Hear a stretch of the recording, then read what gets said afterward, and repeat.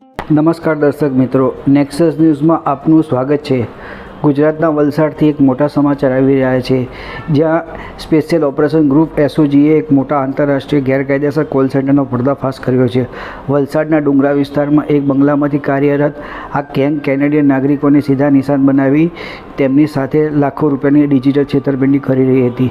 દરોડાની કાર્યવાહી દરમિયાન પોલીસે 9 પુરુષો અને 2 મહિલાઓ સહિત કુલ 11 આરોપીઓને ડિજિટલ સાધનો સાથે રંગેહાથ ધરપકડ કરી હતી।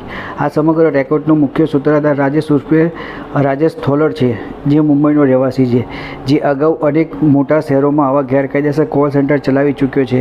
તપાસમાં જાણવા મળ્યું છે કે આ ચાલક છેતરપિંડી કરનારાઓ કેનેડિયન નાગરિકોને ફોન કરી સ્થાનિક પોલીસ અને તપાસ એજન્સીઓના અધિકારી તરીકે ઓળખાવતા હતા।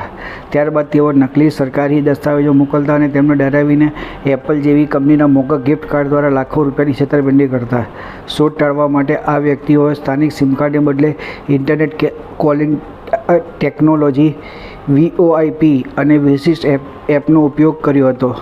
તેઓએ ધ મિડનાઇટ ક્લબ નામના ગુપ્ત વોટ્સએપ ગ્રુપ દ્વારા વિદેશી નાગરિકો અને છેતરપિંડી સ્ક્રિપ્ટોનો ડેટા પણ શેર કર્યો હતો। ડુંગરા પોલીસ સ્ટેશનમાં કેસ નોંધવામાં આવ્યો છે અને વધુ તપાસ ચાલી રહી છે। દર્શક મિત્રો, આપ આની અંગે આપનો શું મંતવ્ય છે તે અમને કોમેન્ટ બોક્સમાં જરૂરથી લખીને જણાવશો। અને દર્શક મિત્રો, આવા સમાચાર જોવા માટે આપ આપણી ચેનલને લાઇક કરો, શેર કરો, સબસ્ક્રાઈબ કરો।